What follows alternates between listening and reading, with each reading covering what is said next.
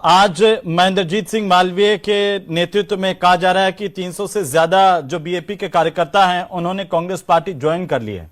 इस पर आपका रिएक्शन क्या है? देखो, ये कोई बड़ा चर्चा का विषय नहीं है, लेकिन जिस तरह से न्यूज सामने आई है, मैं तो पहले ये कहना चाहूंगा कि दक्षिणी राजस्थान के आदिवासी बाहुल्य क्षेत्र है और आदिवासी समाज को राष्ट्रीय पार्टियों में कहीं तवज्जो नहीं मिलता था। जिला मुख्यालय के कार्यालयों में भी आदिवासी समाज के लोगों को कोई नेता आता था प्रदेश का तो उनको माला पहनाने में भी लाइन में खड़ा रहना पड़ता था और फिर भी अवसर नहीं मिलता था।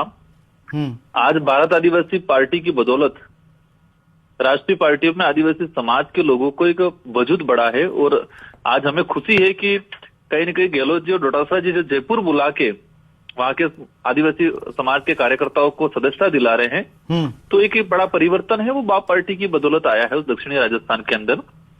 दूसरा जो पहलू है, कहा गया है कि 309 कार्यकर्ता पदाधिकारी बाप पार्टी के जो कांग्रेस में जोड़े गए हैं। मैं जहां तक समझता हूं कि मालवीय जी ने जिस तरह से बीजेपी में जाके कांग्रेस को तमाचा मारा था जी, इसी तरह ये झूठ फैला के फिर तमाचा मारा है। क्योंकि हमारे पास उनके पास लिस्ट नहीं हो तो हमारे पास लिस्ट है कि उनके वहां साथ में कौन कौन गए थे। वो कार्यकर्ता थे जो उनके साथ बीजेपी में गए थे और वापस वो कांग्रेस में आए, वो कार्यकर्ता थे अधिकतर। हमारी बाप पार्टी से मुश्किल से 2 लोग थे जिनको हमने 6 महीने पहले ही निष्कासित पार्टी से बाहर कर रखा था। तो मालवीय जी ने कांग्रेस से बीजेपी में जाके कांग्रेस के नेताओं को, वरिष्ठ नेताओं को तमाचा मारा था, इसी तरह वापस आज झूठ तो आपको नहीं लगता कि दुश्मन ना करे दोस्त ने वो काम किया है कि आप ही के पार्टी को तोड़ा, सहयोगी पार्टी के लोगों में, और दावा भी बीएपी से किया जा रहा है, ये नहीं करे कि उनके साथ में बीजेपी के कार्यकर्ता कांग्रेस में आए।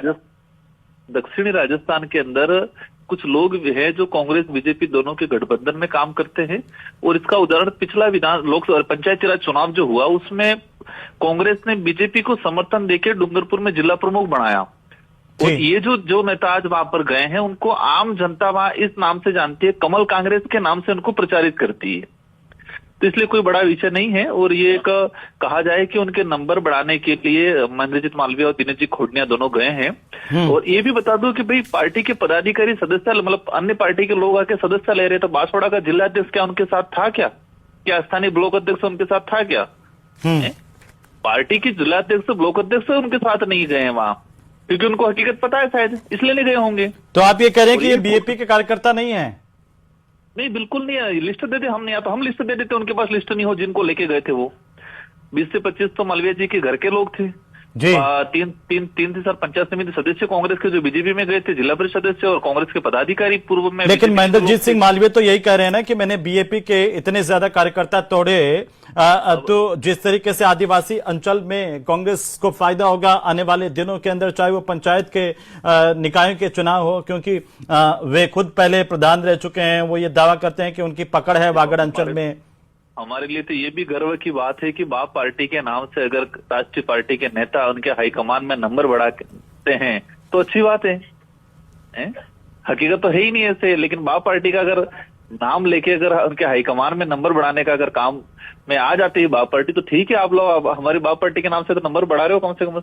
लेकिन आपको नहीं लगता कि ये माहौल जो है वो पंचायत निकाय के चुनाव में बीएपी को नुकसान ना पहुंचा दे? कहीं किसी प्रकार का कोई नुकसान नहीं पहुंचाएगा। मालवीय जी जिस तरह से बीजेपी में गए थे, बीजेपी से वापस यू टर्न हुए हैं, तो वहां की जनता, जो बीजेपी के लोग भी उनके साथ हुए थे, वो भी इनके विरोध में हो गए। अब तो कांग्रेस के थे उनको भी, वो भी विरोध में हो गए, आम जनता भी विरोध में हो गई, बाप के लोग भी सब विरोध में हो गए। तो ये जिस तरह से पॉलिटिक्स करना चाह रहे हैं वो पॉलिटिक्स नहीं चल पाएगी।